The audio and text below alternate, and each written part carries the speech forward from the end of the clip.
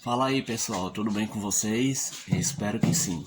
Conforme eu havia prometido há uns vídeos atrás aí sobre um compressor que eu estava fazendo um projeto sobre mostrar como que funciona o compressor do ar-condicionado automotivo por dentro, internamente, quais são os componentes que existem dentro dele. Então vai sair agora o vídeo para vocês, é um vídeo bem breve, explicativo, e nos ajude aí curtindo, se inscrevendo no canal, ative as notificações para receber os vídeos novos em primeira mão, compartilhe com seus amigos e deixe aí nos comentários alguma dúvida que vocês tenham e sugestões de novos vídeos. Viu, galera? Obrigado, eu vou soltar a vinheta e em seguida virar o vídeo. Valeu, galera. Brigadão.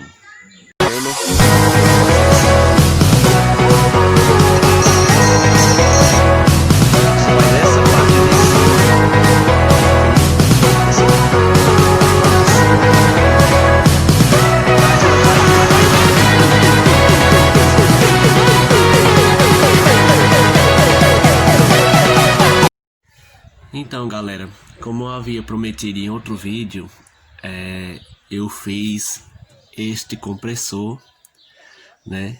Todo em corte, eu desmontei ele, né? Fiz os cortes específicos e remontei, ficando aparente as peças internas, as peças fixas e peças móveis, para eu poder fazer um vídeo, né, explicando cada componente que compõe o compressor do ar-condicionado. Eu vou falar brevemente sobre algumas funções, né, de alguns componentes dele.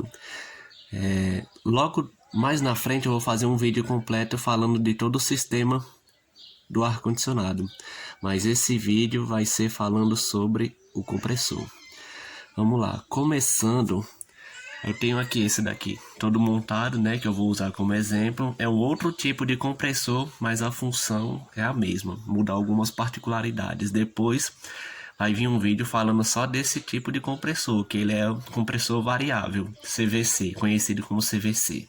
Vou tirar ele de linha aqui e vamos ficar com este compressor aqui. Vamos lá.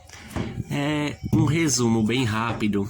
O compressor do ar-condicionado automotivo, ele é o coração do sistema. Ele que faz a função de circular o gás, né? Ele suga gás a baixa pressão, né? No forma gasosa. Ele comprime esse gás aquecendo e sai do outro lado para o condensador do veículo o gás a alta pressão, no estado gasoso. Então, vamos começando por alguns componentes.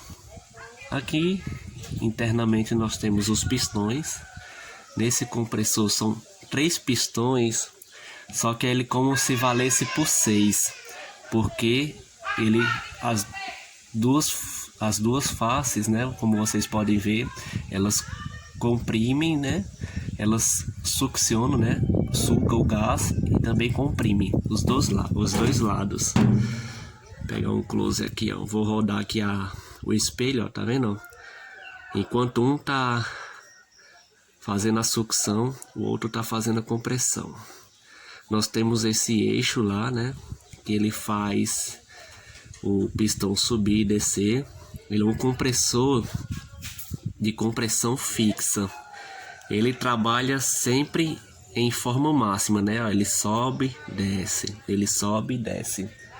Caso o sistema gele demais, né, o evaporador venha a querer congelar, o que é que acontece? O termostato instalado no evaporador lá na caixa do veículo desliga o ar-condicionado, o compressor desacopla por um tempo. Quando a temperatura sobe um pouquinho, ele aciona novamente, ele volta a acionar. E daqui atrás nós temos as placas de válvula. Bem aqui temos essa palheta. Essa palheta, quando o compressor está fazendo a sucção, ele está descendo, esse primeiro aqui, ó, ele está fazendo a sucção, o gás que está vindo daqui, ele vai passar por ela, que ela vai baixar, ela vai abrir para cá. Então ele vai fazer a sucção do gás, vai sucção, depois ele faz a compressão. Quando ele vai fazer a compressão, Essa válvula vai estar fechada, né? Como ela só abre para cá, ela vai fechar. E a outra lá no fundo,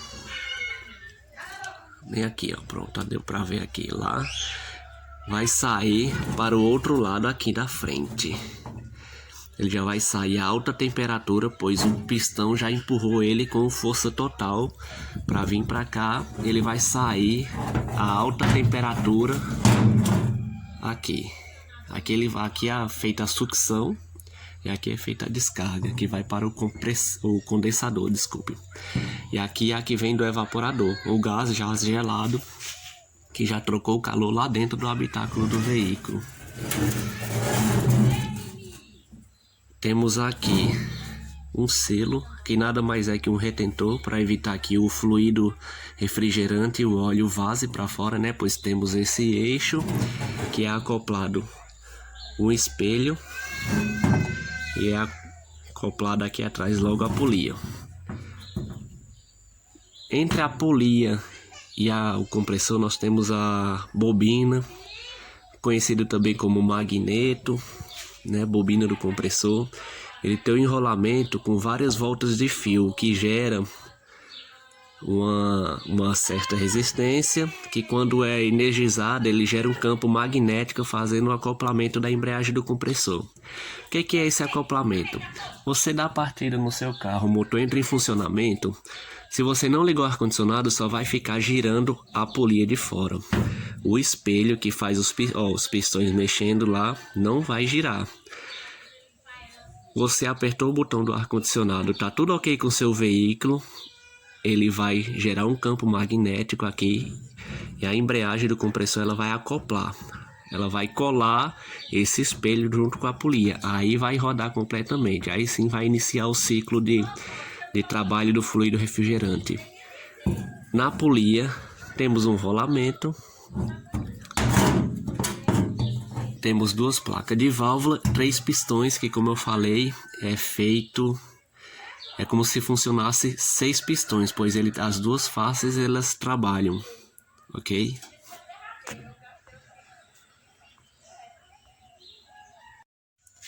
Bom, vamos falar agora um pouquinho da diferença sobre compressor fixo e variável, bem por cima. Depois eu vou falar só do variável aqui, que é esse compressor do meu lado aqui, do lado esquerdo.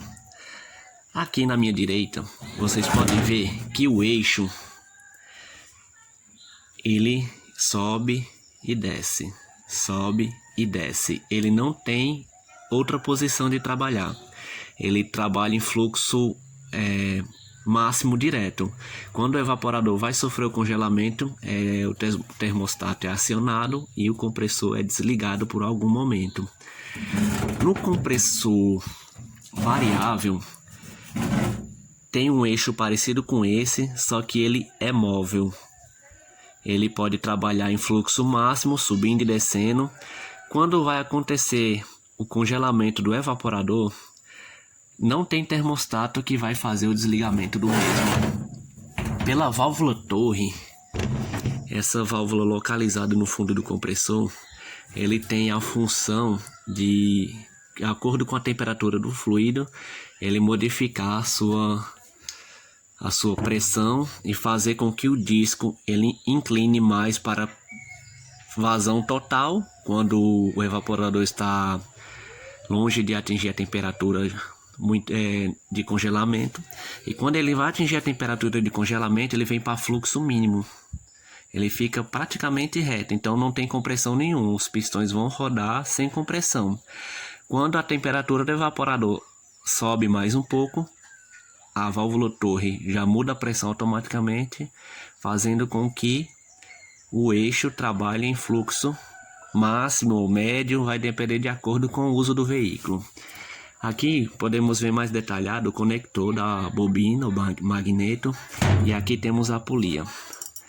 Compressor desligado, polia rodando normalmente, a sua correia lá vai estar passando ou na direção hidráulica ou no alternador. Acionei, chegou aqui negativo e 12 volts, ele vai acionar, ele vai acoplar o espelho e vai rodar completamente e o compressor vai entrar em funcionamento.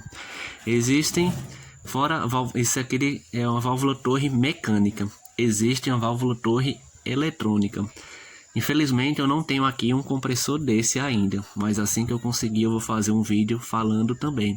Vai ser o mesmo vídeo falando sobre a válvula torre eletrônica e o disco variável, que também é no mesmo tipo de compressor.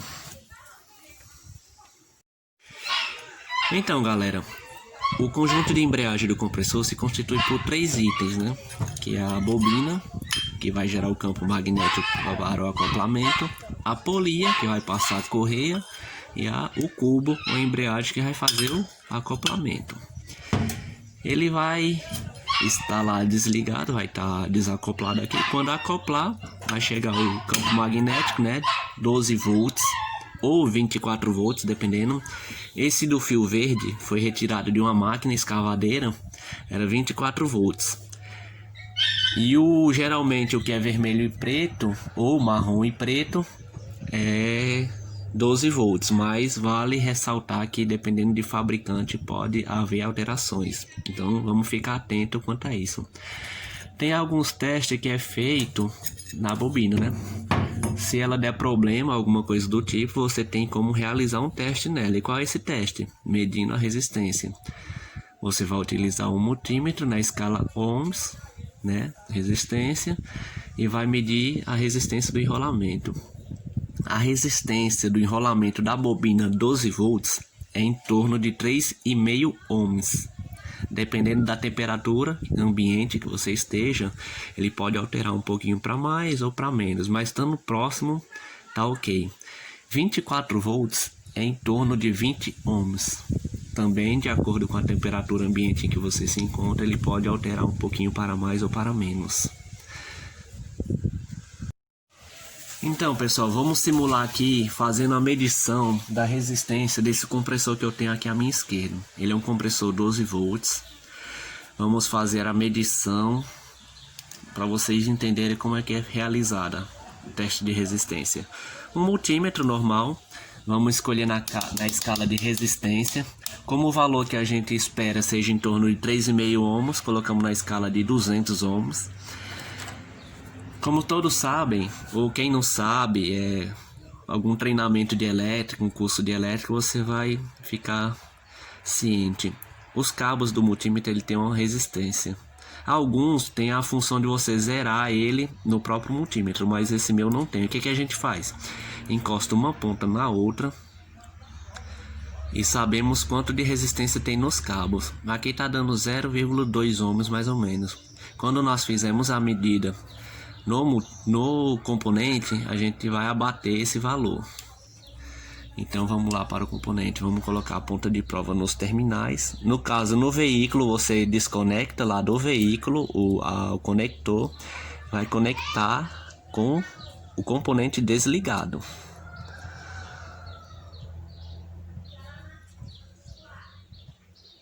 Vamos lá, tá dando mau contato aqui no conector. Eu estou sem os alfinetes para realizar a medida. Vamos lá.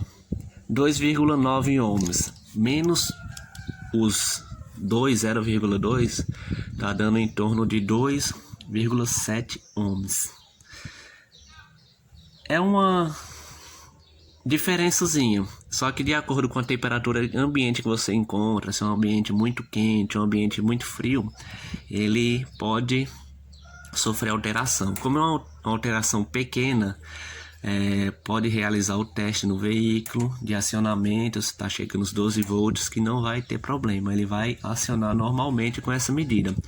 Estamos sem resistência nenhuma, ela está queimada. Estando uma resistência muito alta, a resistência da bobina está em curto, ok, galera? E aí, galera, o que vocês acharam do vídeo? Gostaram? Então se inscreva no canal, não se esqueça. Toque no joinha, compartilhe com seus amigos e familiares. Vamos deixar todo mundo antenado. E alguma sugestão ou dúvida, deixa aí nos comentários que, ao medida do possível, eu vou respondendo a todos. Obrigado, galera, e até a próxima.